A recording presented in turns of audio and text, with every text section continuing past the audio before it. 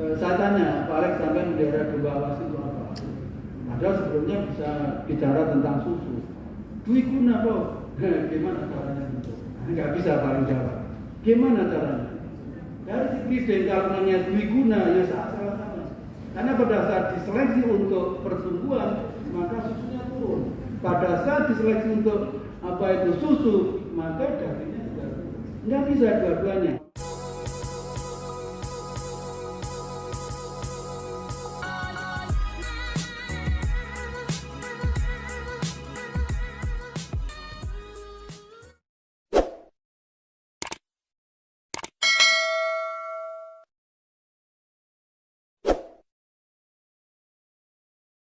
Sekarang masuk ke dalam strategi pengembangan dan pemanfaatan, ya.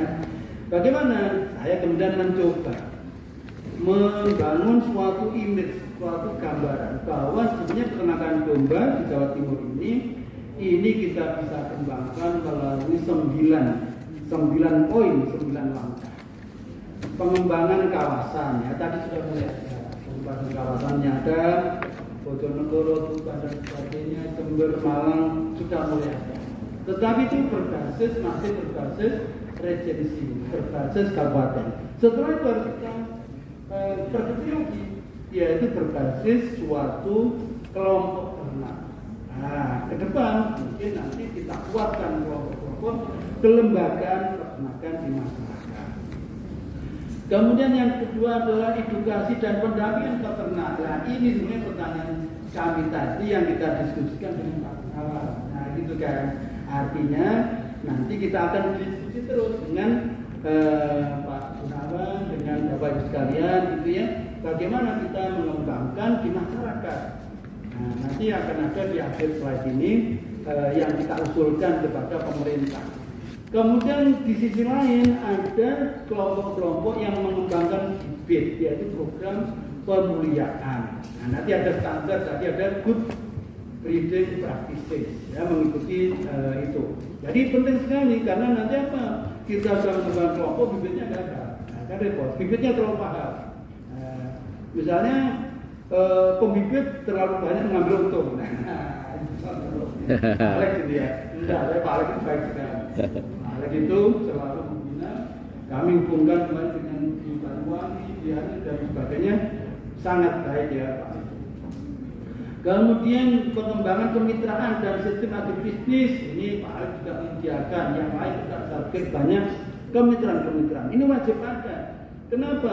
Agar ada suatu link hubungan antara struktur hierarkinya sampai nanti kepada bibit, masukan input sampai kepada output pasar dan sebagainya. Kemudian pengembangan kecukupan pakan.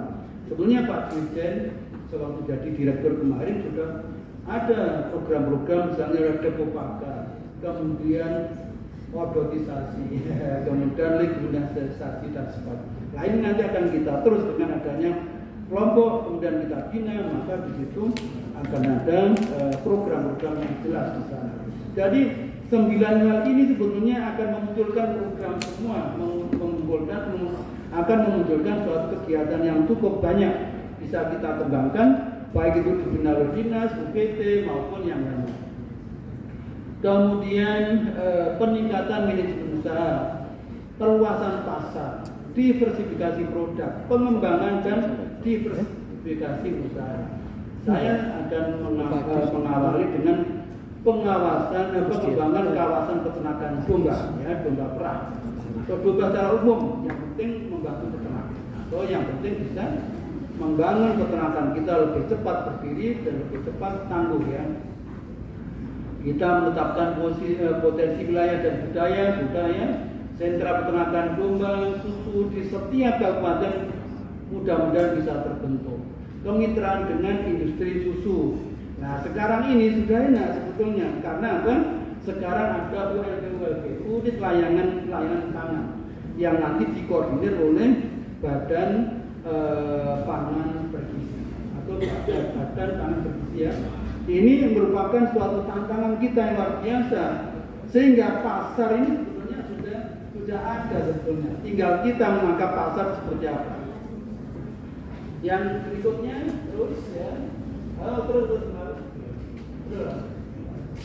Terus lanjut satu lagi.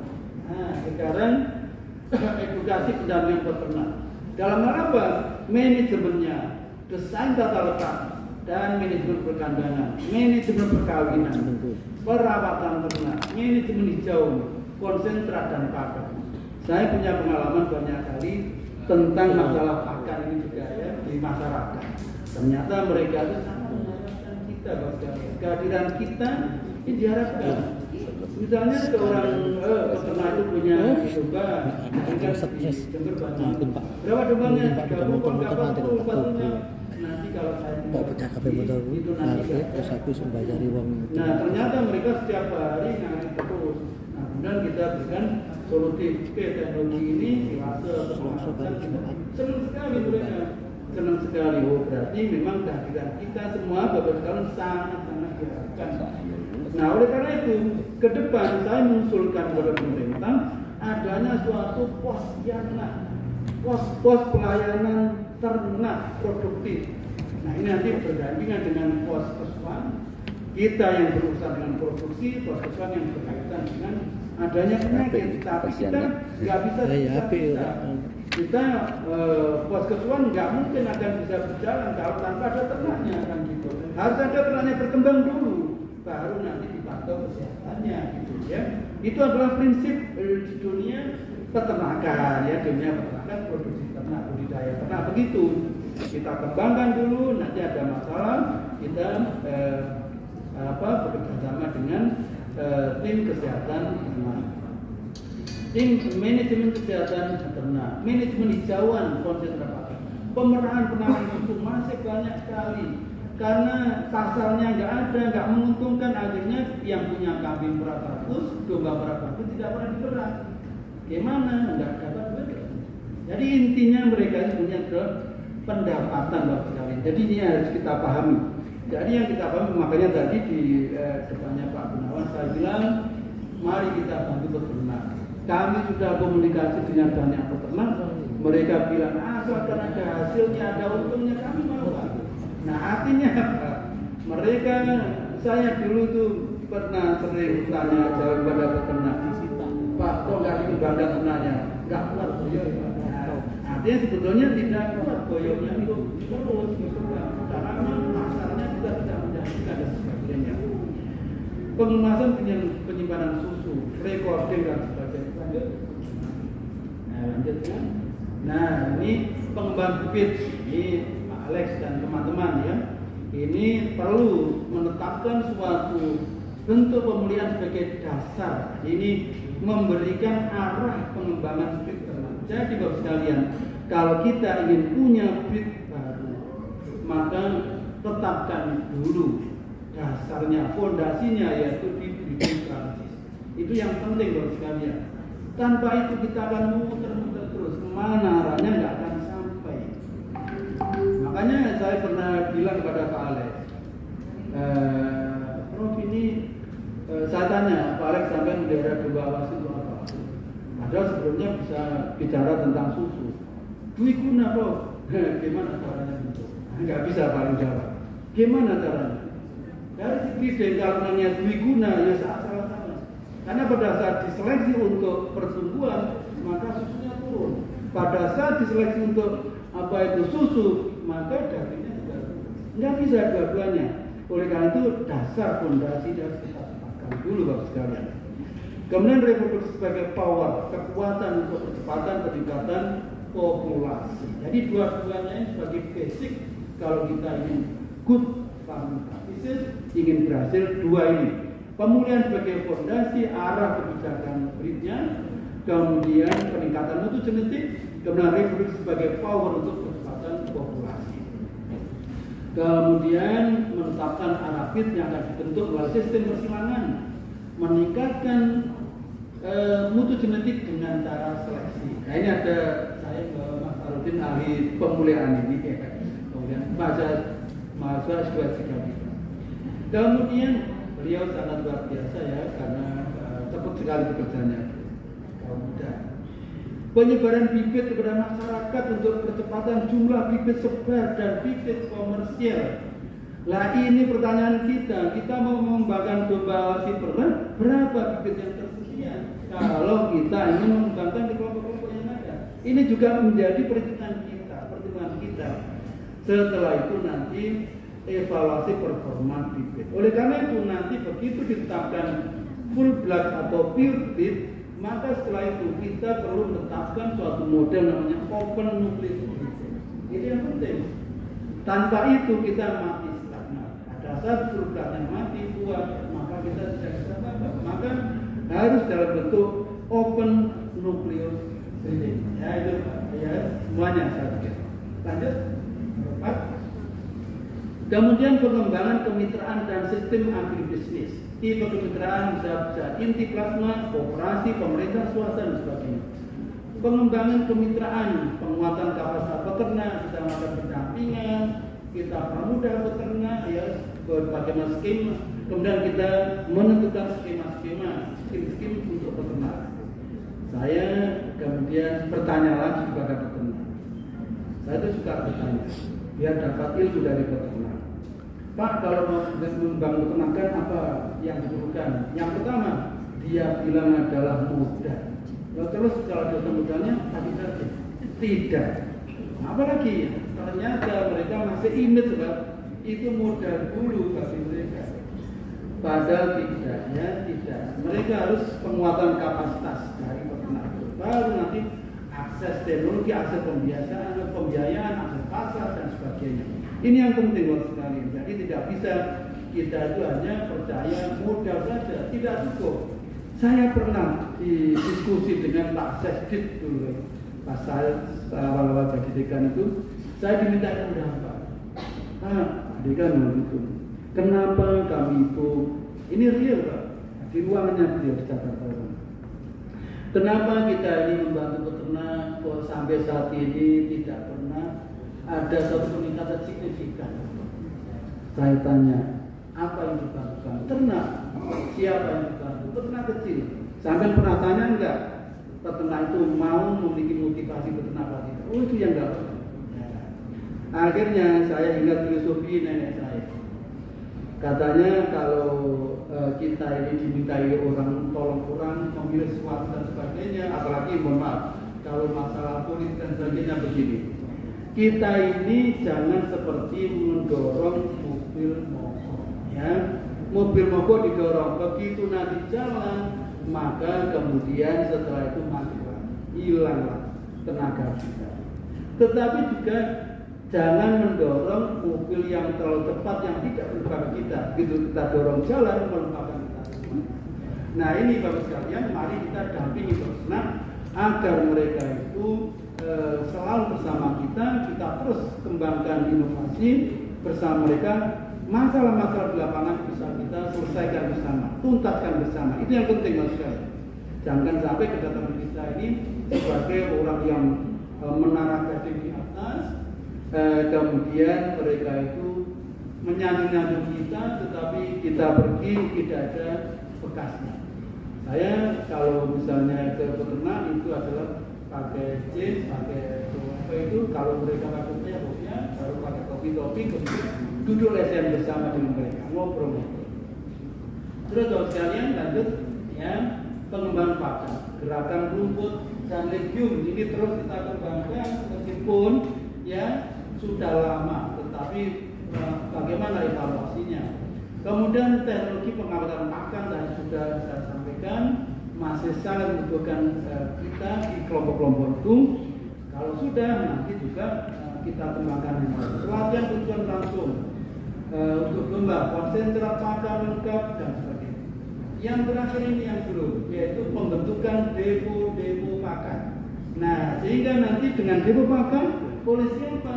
Ya oleh kelompok dari tim kemitraan atau tim pemerintahan UPT yang mendampingi mereka. Ya ada depo pakan. Dalam bentuk apa? Ya, kita bicarakan. Dalam bentuk silasi besar, dalam bentuk apa gitu ya, ada depo pakan konsentrat. Sehingga apabila ada kekurangan dari pakan oleh dari anggota kelompok itu bisa langsung. Jadi Bapak sekalian, setiap kita membuat suatu skema, mestinya kita ada anggotanya. Anggotanya kewajiban apa, haknya apa, dapat layanan apa.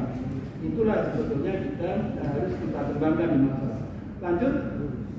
Kemudian dalam pengembangan usaha, struktur dan kepemimpinan, penguatan organisasi kelompok. Bapak sekalian, ini merupakan hal yang sangat vital. Jadi kelembagaan peternak ini yang dinilai terus terang ya, di tingkat nasional kita ini sangat lemah. Kenapa?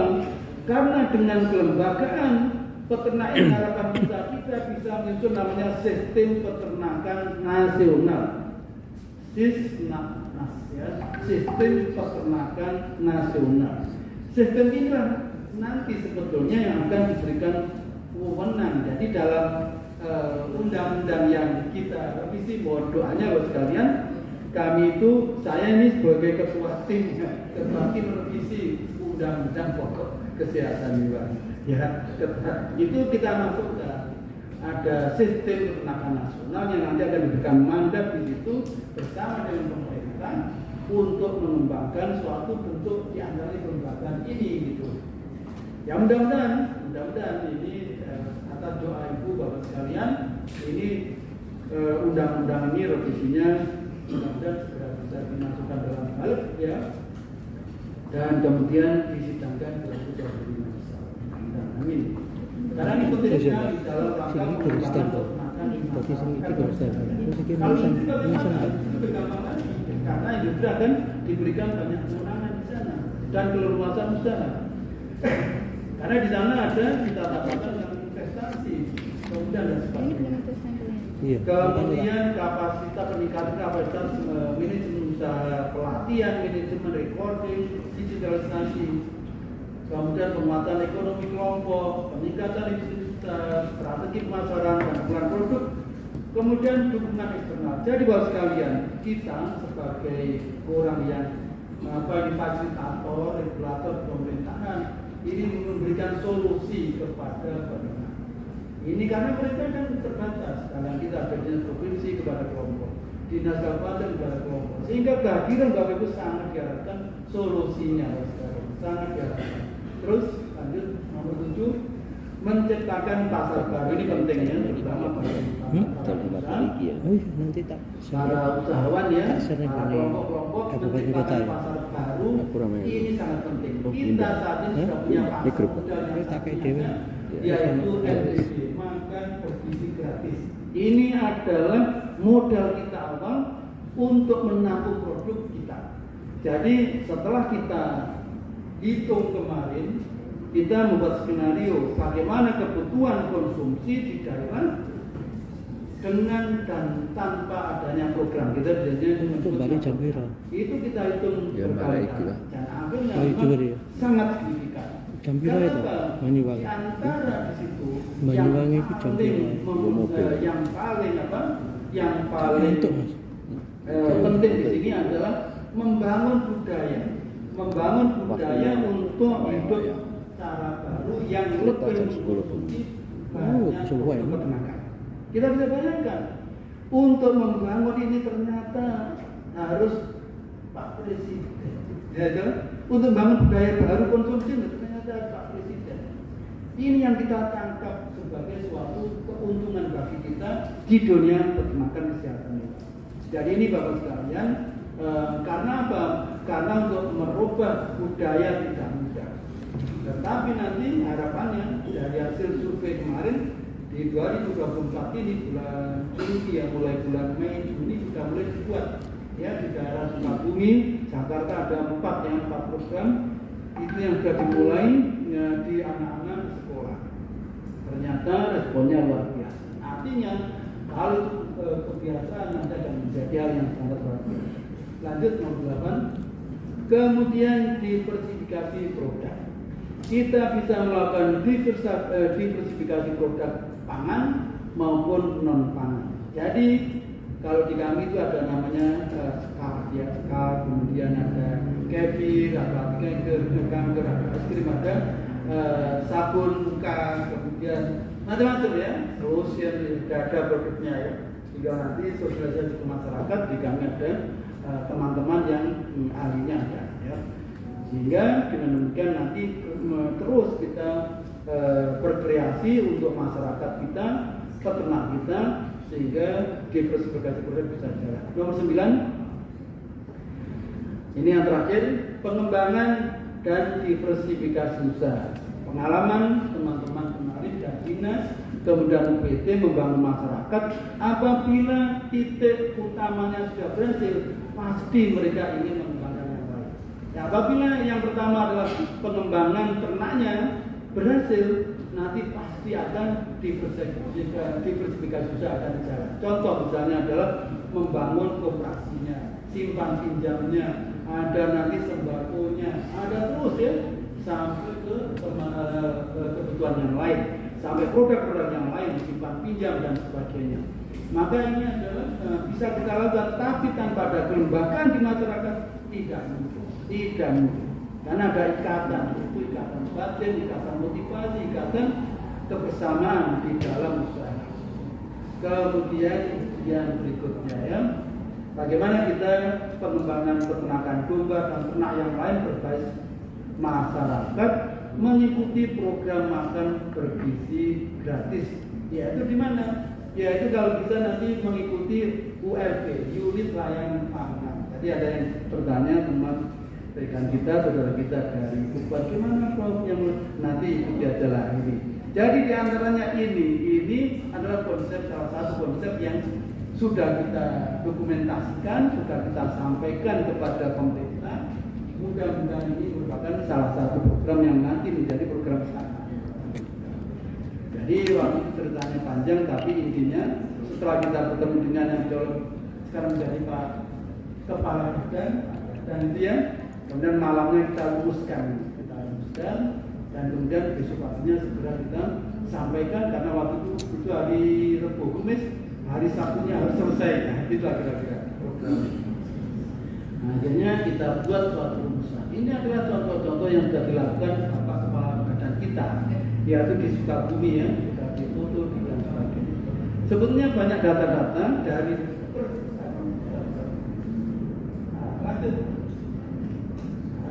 ini ya. Nah, ini ada suatu tantangan buat sekalian ya. Konsumsi produk peternakan harus meningkat. Karena untuk mencapai, saya punya data-data karena setelah itu saya banyak ceramah juga mengenai pentingnya makan bergizi gratis ya. Banyak slide saya, tapi saya potong hanya beberapa di sini yang berkaitan dengan lembaga. Saya mulai dari Denpasar, sudah mulai bersama Pak Dirjen dan sebagainya, banyak.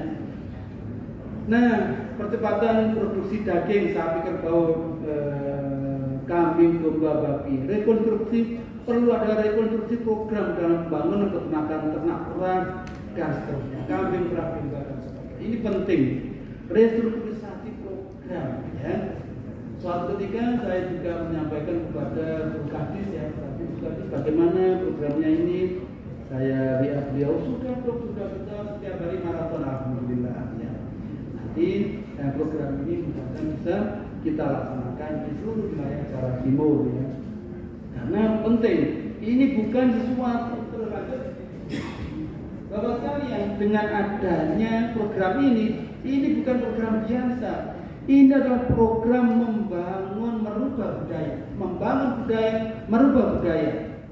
Kita biasa dalam ilmu sosial, ilmu komunikasi, merubah budaya itu sangat tidak mudah dan perlu waktu yang sangat lama. Tetapi ini merupakan suatu revolusi perubahan budaya yang sangat cepat, Sehingga kita bagi insan peternakan wajib kita gunakan. Kalau saya wajib bukan saya akademisi yang melaksanakan Bapak Ibu sekalian. Wajib kita cermati, tidak main-main ini kalau sekalian. Banyak kritikan, banyak, kemudian terjawab dengan semuanya. Dan tadi saya sampaikan Pak Dadan, Pak Kepala Badan sudah mencoba dipresentasi kepada kita semuanya. Tim pakar, jadi kita ini namanya tim pakar di Kementerian Besar. Kemudian kita banyak pertanyaan juga kepada Pak Dadan itu. Banyak hal yang kita tanyakan di sana.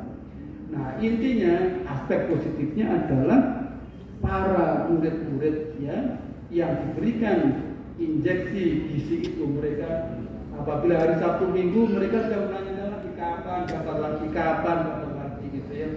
Ada yang banyak sekali belum pernah minum susu sama sekali.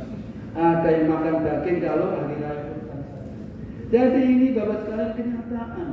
Kalau itu dirubah, maka nanti efeknya kepada konsumsi produk hewani semakin meningkat pesat. Cuma resikonya di kita, mampukah kita menyediakan bibitnya atau tidak gitu ya. Nah itu masalahnya Bapak sekalian. Tapi apapun mari kita. Kemudian saya mencoba membuat suatu skema seperti ini ya. Itu adalah model interaksi kelembagaan peternakan rakyat yang mendukung unit layanan pangan bergizi gratis (ULP).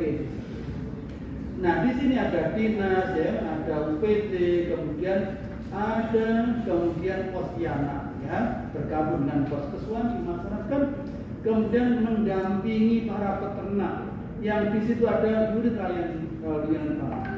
Saya pernah menanyakan di beberapa kelompok ternak. Di antara kesulitan tidak berkembang mereka adalah pasar. Jadi setelah dia kemudian berhasil beternak, kemudian pasarnya kemana, berapa serapannya per bulan, per tahun, dan sebagainya. Tak terjawab. Insya Allah unit layanannya akan menjawab salah satunya. Tidak semuanya, tetapi minimal ada komitmen. Sudah ada komitmen dari Badan Pangan. Mohon maaf Bapak sekalian, sebelum kita berdiskusi, mohon maaf sekali, sebelum kita berdiskusi dengan tim Badan Gizi itu, mereka tidak menghiraukan kita. Apa tidak menghiraukan kita? Mereka ditugasi Presiden untuk melaksanakan unit layanan pangan gizi. Produknya sudah ditentukan, menunya sudah. Tetapi nggak mau tahu, yang penting saya tersedia, siapapun yang akan memasak itu tak peduli. Oleh karena pada saat kita mau paparan, beliau akan paparan, saya ditelepon beberapa usaha. Siapa Pak Dadan dan sebagainya. Ya sudah, Pak Dadan akan presentasi dan begitu di mana kementerian itu kita sudah sangat bukti. Mungkin mereka sudah punya anggaran. Dan artinya Bapak sekalian, artinya unit layanan pangan ini sudah banyak didekati oleh para pengusaha besar, gitu kan? Mohon maaf ini ya, ini kan kita lagi bincang-bincang dengan peternak kecil. Nanti pada saat bincang besar nanti ya kita bicarakan ya hal yang sangat bijaksana, yang sangat bijaksana. Jadi karena kami kan dari akademisi, kadang-kadang ketemu dengan perusahaan besar, kadang ketemu dengan bosnya dan sebagainya. Semuanya kita layani, yang penting dengan keadilan, kerakyatan. Semua kita arahkan agar masyarakat kita bisa bangkit, itu aja. Meskipun saya misalnya bicara dengan presiden direktur tertentu misalnya, selalu saya sambutkan masyarakat. Karena apa? Kita tahu ekonomi ini itu adalah yang paling kuat didukung oleh ekonomi masyarakat, rakyat. Itu yang penting sekali. Ya, ini adalah suatu hal yang sangat penting ya. Jadi dari sini nanti bisa didetailkan ya, kalau bisa diskusi dengan saya, ya, telepon, ya, apa yang nggak harus ketemu ya. Nanti bagaimana implementasinya nanti akan saya jelaskan karena waktunya juga. Ini ada terus lanjut. Oh ya sudah ya, cukup saja ya, kita cukup saja sampai di akhir ya. Alur. Nah ini penting alur. Nah kalau saya, nah di sini. Mari coba kita termati alur ini. Di alur ini kita buat ya. Saya akan rumuskan begini. Ini tahap 1 adalah tahap inisiasi. Jadi seandainya 2025 mudah-mudahan kita serentak melakukan pembinaan dan kelompok ya, ini kita tahap inisiasi. Menggandeng siapapun boleh, Bapak Ibu menggandeng kami juga boleh, menggandeng yang lain juga boleh. Kalau bagi saya pribadi yang penting masyarakat bisa berkembang, gitu ya, bagi kami begitu. Tahap inisiasi pengembangan lokasi sudah ada, pembentukan posyandu dan SDM, pembentukan kelompok, pembentukan ibu pakan, kemudian pelatihan dan sebagainya.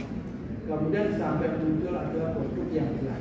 Tahap kedua tahap penguatan. Setelah itu kita kuatkan lembaganya, kita daftarkan dalam akta yang jelas ya. Kemudian kita kuatkan teknologi pakannya, kemudian pengadaan pakan, dilupakan dan sebagainya, kita kuatkan. Tahap ketiga, harapannya masyarakat sudah mulai ngerti maknanya, hasilnya, sehingga mereka mulai bertanya-tanya. Sebetulnya mulai tahun kedua itu mereka, kalau tahun pertama kan kita yang bertanya. Harapannya tahun kedua mereka sudah mulai tanya. Tahap ketiga mereka sudah mulai banyak tanya kekurangan saya, tanya ini, saya perlu ini. Tahap ketiga pengembangan.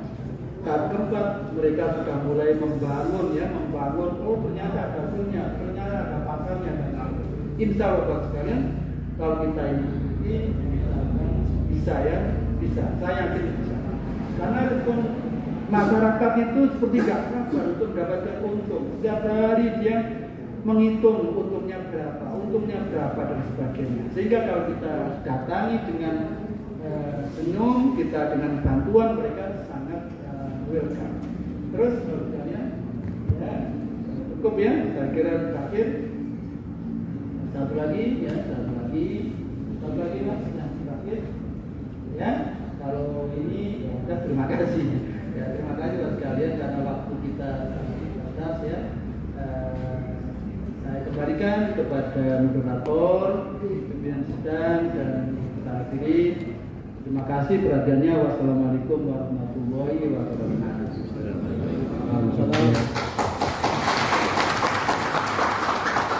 Terima kasih.